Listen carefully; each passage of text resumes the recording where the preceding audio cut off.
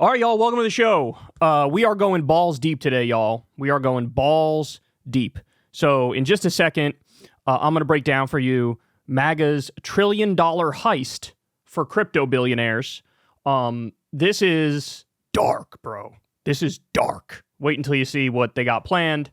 Then we're going to get to Van Jones is joining the media chorus and bending the knee to Trump and Trumpism. We have the LA Times doing the exact same thing. They ended up censoring an article that was critical of Trump's cabinet picks. Then we'll get to Fetterman, who's now flirting with the idea of a presidential run. Oh, I don't know if I could take that, bro. I might just have to retire from politics if that ogre decides to run. Then we'll get to Peter Thiel, the gooey, sweaty, moist billionaire himself, melts when he's asked basic questions. Israel is now invading deeper into Syria, and we have a bombshell story of CNN's Clarissa Ward faking saving a Syrian prisoner. So, look, I saw that clip, maybe it was like 2 days ago or something like that, and I was like, that's the fakest shit I've ever seen. And come to find out, a couple days later, boom, we have verification of that exact fact. So everybody do me a big favor, please subscribe to the channel. That helps out massively and costs you absolutely nothing. And without any further ado, we'll go ahead and dive into it. So we knew the second Trump administration was going to be bad, but they have some new ideas that they're cooking up, which are just insane. I mean, literally the whole point is let me just pay off all of these tech crypto billionaires who coddled Trump's nutsack. That's what they're going to do. So let me walk you through this here. This is in Forbes. Trump confirms Bitcoin reserve plans, $15 trillion price boom predicted. Trump has firmly embraced Bitcoin and crypto this year as a leak reveals Russia could be about to start a Bitcoin Cold War. The Bitcoin price has skyrocketed past $100,000 per Bitcoin on the back of Trump's November election, with the chief executive of a major Wall Street giant admitting Bitcoin FOMO. Now, as an influential billionaire warns of a looming debt crisis that could collapse the U.S. dollar, Trump has confirmed he plans to establish a U.S. Bitcoin strategic reserve. We're going to do something great with crypto because we don't want China or anybody else, but others are embracing it, and we want to be ahead, Trump told CNBC. Yes, I think so, Trump said in response to a question about whether the U.S. will create a Bitcoin strategic reserve similar to its oil reserve. In July, the Republican candidate Trump promised to create a strategic national Bitcoin reserve and predicted Bitcoin could eclipse gold's $16 trillion market capitalization during an appearance at the Bitcoin 2024 conference. Now, let me pause right here to just point out for you guys, it wasn't that long ago the lid was blown off of this whole crypto thing, right? It wasn't that long ago that we saw the story of Sam Bankman-Fried. Turns out he's a colossal criminal. Turns out when you look a little beneath the surface, virtually all of these big money crypto billionaires are scam artists to one extent or another, that the whole project is rife with a colossal amount of fraud. And what happened? They bought legitimacy. It's that simple. You have these crypto billionaires decided, oh, I understand how the system works. What if I give a tremendous amount of money to Republican politicians and give some money to Democratic politicians, and then seemingly overnight, all of a sudden, both the candidates were, oh, crypto, bro, totally, bro. Bro, this is like the future and stuff, bro. That's what this is. Republican Senator Cynthia Lummis has introduced a bill to Congress entitled the Boosting Innovation, Technology, and Competitiveness Through Optimized Investment Nationwide Act, which, of course, you know, when you spell it out, is Bitcoin, which proposes the U.S. buy 1 million Bitcoins over 5 years to reduce the spiraling $35 trillion U.S. national debt. Russia lawmakers were this week revealed to be pushing the country to create a Bitcoin strategic reserve after Russia's President Vladimir Putin praised Bitcoin as an alternative to foreign currency reserves following the seizure of its funds by Western governments in response to its invasion of Ukraine. The possibility that Trump follows through on his Bitcoin reserve plans has spurred huge Bitcoin price predictions from Bitcoin traders and investors, boosted by an Elon Musk surprise. All right, so now let's break this down, what it means more specifically. Chris Hayes actually did a phenomenal segment here where he goes into what the real purpose of this is. Let's watch. Oligarchy under Donald Trump is starting to look much more literal. The billionaires are being given direct access to the levers of state power. Do you think they're going to use that authority to benefit the American public, or are they going to use it to benefit themselves? Crypto interests were one of the biggest spenders in this election cycle. They dropped a ton of money for Trump and against crypto-skeptical Democrats, including in primaries. Or in this Senate election in Ohio, where they dropped $40 million to oust the crypto-skeptic Senator Sherrod Brown of Ohio. And to be clear, I think crypto is interesting. I know a lot of people who own crypto, but there are also perfectly good reasons to be skeptical of cryptocurrency, particularly as a financial instrument integrated into the American financial system. Not the least of being, it's absolutely rife with scams, fraud, grift, and disasters, blowups. Just this week, retail investors, regular people, got absolutely wiped out after investing in a failed cryptocurrency from a viral TikTok star. So for very understandable reasons, Democrats and Democratic regulators have worked hard to keep crypto, which has been supremely volatile, blocked off from the rest of financial systems, so that if it crashes, it doesn't bring the entire U.S. economy down with it, requiring a bailout. That's a pretty key point now, isn't it? That's a pretty key point. The whole idea of crypto is like, bro, it's independent. It's its own thing. It's not tied to these governments. We don't even trust these governments, bro. But now they're trying to entangle the two. Why? Why would they try to entangle the two? For that exact reason. They want to loot the treasury. They want to loot the treasury. They want the U.S. taxpayer to give them money. Some rich people holding a lot of crypto disagree with that strategy. Senate Republicans are working on a bill that would transfer billions and billions of dollars of money from the U.S. government, from taxpayers, and hand it over to a handful of big crypto holders. We got a president for President Donald Trump. Here it is. This is the Bitcoin Reserve Bill in the Senate of the United States to establish a Bitcoin strategic reserve. It would establish a Federal Reserve of Bitcoin. It's truly one of the most audacious schemes I've ever seen in Congress. Here's why. Rich folks who own a lot of crypto have a problem, right? Cryptocurrency, Bitcoin in particular, is a very valuable asset. Single Bitcoin worth over 100 grand. Some very, very wealthy people own hundreds of millions or even billions of dollars worth of Bitcoin. David Sachs, for instance, has a lot of crypto. That said, it's not a liquid asset like cash that you can easily spend or invest or use for practical purposes. It has no practical use really outside of a few gimmicks, and it's very useful for criminal cartels. So if you're an investor, you're sitting on this speculative asset. You can't actually do anything with it, but it's worth a lot of money. What's more, if you try to sell it all off, right, to get rid of it, the hordes of Bitcoin on the exchanges, that's going to flood the market and tank the price. So what's the solution? They're going to sell it to the U.S. government. Over 5 years, the United States will assemble 1 million Bitcoin, 5% of the world's supply. And it will be held for a minimum of 20 years and can be used for one purpose: reduce our debt. Reduce our debt? You can't pay the debt down in Bitcoin. Are you tracking this? Are you tracking what's being planned and announced in person here, right? The U.S. government handing billions of dollars into the pockets of rich crypto holders. The Bitcoin Act would have the government sell off some of its gold reserves, you know, the stuff from Fort Knox, and use the money to buy 1 billion Bitcoin. At current market value, that would cost $100 billion. This is an enormous heist. They're just backing the truck up to the government in front of all of us. A massive bailout to the crypto world. The opportunity to turn a speculative asset into real cash on your dime. Advocates have sold crypto as this libertarian project, right? We don't need government. We don't need banks. We don't need financial intermediaries. We don't need regulation. Here's Sachs himself making that point on a podcast 2 years ago. There is a huge risk of currency debasement when the government is in control, and particularly when you have the world's reserve currency.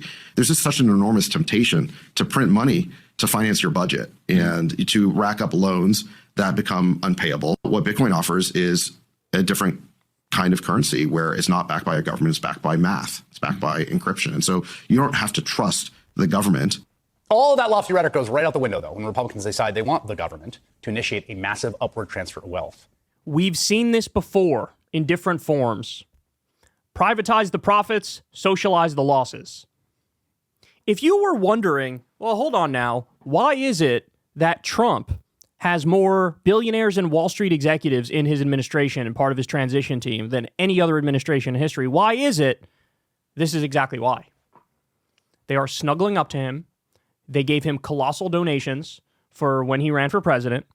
And then now they're trying to get paid back. And one of their schemes to get paid back is exactly this: a multi-trillion-dollar taxpayer heist where they shake you down for a speculative asset that's absolutely rife with waste, fraud, and abuse. By the way, I love this. What happened? All these like crypto people they're usually libertarians. What happened? You always hear, oh, the government is the problem. We want nothing to do with the government. The government is evil. It's bad. It's terrible. And then boom, when it's convenient, oh, we could loot the treasury? Government, come on. Give me. This is what it is. We saw this with Javier Milei in Argentina. Oh, I'm a libertarian. I'm an anarcho-capitalist. I want the government to be so small you can drown it in a bathtub. Oh, are there protests against me in the streets? Police state, crackdown, big government all day long. Let's do it. This is what this is, guys. They are going to loot the treasury in 47 different ways and brazenly rub it in your face. The idea that they're pro-worker, the idea that they're populist, the idea that they're anti-establishment is an absolute colossal farce. And this is a great example of it right here. It doesn't get any darker than this, y'all. It doesn't get any darker than this. This is a detailed plan to pull the wool over your eyes, have the veneer of seriousness, and completely and utterly loot the treasury so that the billionaire robber barons run out the back door with all the money as you struggle. And by the way, at the same time, Doge, led by Elon Musk and Vivek Ramaswamy, they're going to propose plans. Oh, guys, there's nothing we could do. We have to cut grandma's social security check. We have to cut grandma's Medicare. There's nothing we could do. I mean, the government spends too much, and what are we going to do? This is the area where it looks like we could probably cut this, and we could probably do it unilaterally as well, is one of their theories. Sorry. We got to give billions and billions of dollars to crypto billionaires and cut the social safety net for regular working people. This is what's going to happen. Everybody needs to be calling this out. Everybody needs to understand that this is an oligarchy and a kleptocracy and a corporatocracy. They're screaming from the rooftops what they're going to do. That we now know. One more thing on this story, just to really drive home the point of what crypto is and whether or not it's on the up and up. Ready for this? This is in NBC News. Meme coins like Fartcoin are riding Trump's victory to huge valuations. Experts say it may have only begun. Look at this. Yes, it's called Fartcoin. Yes, it is totally useless. And yes, it has nevertheless tripled in value over the past week to a market capitalization of more than $700 million, about to equal those of Office Depot, Guess Jeanswear, and the parent company of Steak and Shake. $700 million in Fartcoin. Does this not remind you of the nonsense NFT craze a few years ago, where people thought their shitty picture of a cartoon monkey jumping a rope was worth $750,000, and you had celebrities like Justin Bieber getting in on the fun? Does this not remind you of that? Was there not a red flag in your mind when you saw, hey, I don't think this shitty cartoon picture of a monkey is worth $3 million. I don't know what's going on here. It seems like the economy is completely and utterly fake, and we are rife with scams these days. Did that not occur to you when you saw that? I mean, shit, you don't even need some sort of high level of education to go, that doesn't smell right. Something's up here. Cartoon pictures of monkeys going for $1 gazillion, and everybody acts like, bro, this is totally legit, bro. This is legit. This isn't a scam. The carnival casino era of cryptocurrencies has come back with a vengeance. This is the first time in my life I've seen something gets outed as a complete and utter scam. And of course, Sam Bankman-Fried fiasco sort of proved that. And then because the crypto industry said, oh, I get it, money in politics. We just have to buy the government, and then we're back to being able to do whatever the fuck we want. And then they came back from the dead by being corrupt, by buying Trump. So it was already outed as a scam, and then, the national memory is that of a mosquito, and all of a sudden they're back in full effect. Riding a broader wave of investment in Bitcoin that was itself spurred by the election of Trump, it's minting millionaires while potentially harming others. Oh, you don't say. Yet everyone, even the losers, seem to be in on the joke. Oh, are they really? When it finally goes belly up once and for good, is that what we're going to be saying? The wave of meme coiners is a mix of longtime Bitcoin holders and people simply desperate to change their fortunes in an era of sky-priced homes and equities. Guys, that's the point, right? Most of these people are basically doing the equivalent of trying to hit the lotto. That's what this is. And then when it goes belly up and everybody except the 0.01% gets royally screwed, all of a sudden everybody's going to realize, oh my God, why do we allow this? Why didn't we have rules and regulation in place? Why didn't we just have a functioning economy where people had health care and people had an opportunity for the future and people have decent wages and they have paid vacation time, etc.? We're going to realize that eventually. Better sooner rather than later. They continue here. While many meme coin traders flush from gains thanks to Bitcoin's 130% increase this year, 50% of which has come since Trump's election last month, are simply moving down the risk curve into areas of pure speculation, Batista said. Others see the potential of making 10 times their money overnight. God, this is classic, like, gambling addict who's already, had to sell their kid's car. Like, bro, I swear, bro, I'm going to hit it this time, bro. A lot of it is people thinking, I can get some sort of edge by having a better chance at a lottery ticket, Batista said. Meme coin buyers and sellers alike are, for the most part, aware that their trading activity amounts to the riskiest kind of gambling, Batista said. It's all about exiting one's position to avoid getting left with holding the bag and failing to trade up and strike while the price is hot. Because they're worthless, you're betting on the greater fool, he said, referring to the idea that someone else will pay a higher price for a given meme coin. You're thinking, I'm early to this, someone will buy the bags. But there's no underlying driver of its value. For the most part, the greatest risk in trading meme coins, which tend to be based on the lifespan of viral internet memes, is the meme itself fading away from the cultural zeitgeist. How the hell is this allowed, y'all? And this is happening at the same time we just saw, I'm sure you could watch CoffeeZilla's videos on this, but you have the Hawk Tua girl, Haley, whatever the fuck her name is. She just did a giant pump and dump ski. First of all, why should this woman even be famous? All she did was give an interview and say, yeah, sometimes I spit on that thing and get to work. That's all she said. And what? Now we made her this massive star and she has a podcast that people actually listen to? Is this how cooked we are as a nation? That this now comes front and center and everybody's talking about it and everybody's thinking about it and people fall for her fucking pump and dump scheme? You really had the utmost trust in the fucking Hawk Tua girl? And indeed, the gains from a given news cycle for a very select few can be substantial. Blockchain data shows at least one holder of a coin created in the wake of the Peanut the Squirrel incident last month, which involved the death of a rodent possibly being kept without permission by a New York man, is sitting on nearly $500 million. Today, the coin, Peanut, is down about half from its peak value of $2.47 as the news story has faded from view. Yet there are also operational risks to meme coins, as illustrated by the rise and rapid fall of Hawk Coin, released earlier this month. This is what we just talked about, by Haley Welch, a Tennessee woman who has parlayed a viral lewd street interview into a successful podcast. Over the course of 24 hours, Hawk's market cap peaked at $500 million before collapsing to $28 million. Pump and dump, y'all. Pump and dump. There was a rug pull, prompting complaints about dramatic losses in funds. Wow, you don't say. Those complaints have not been independently verified by NBC News. Facing accusations of insider trading, Welch released a statement saying neither she nor anyone on her team had sold the coins, blaming instead sniper algorithmic bots designed to sell as prices begin to surge. Batista said that indeed algorithmic trading, which has long been part of mainstream trading on Wall Street, is now routinely deployed in the meme coin space. He estimates that of the top 20 traded coins in crypto, half are meme coins whose trades are almost entirely driven by bots designed to spot and respond to price movements. I'm going to reiterate this. How the fuck is any of this legal? How is any of this legal? Our economy is just one giant scam at this point. Our economy is just one giant scam. And for anybody to lend it legitimacy or credence is beyond me. You know somebody's a flat-out liar if they look you in the eye and say, all this is on the up and up, all this is okay.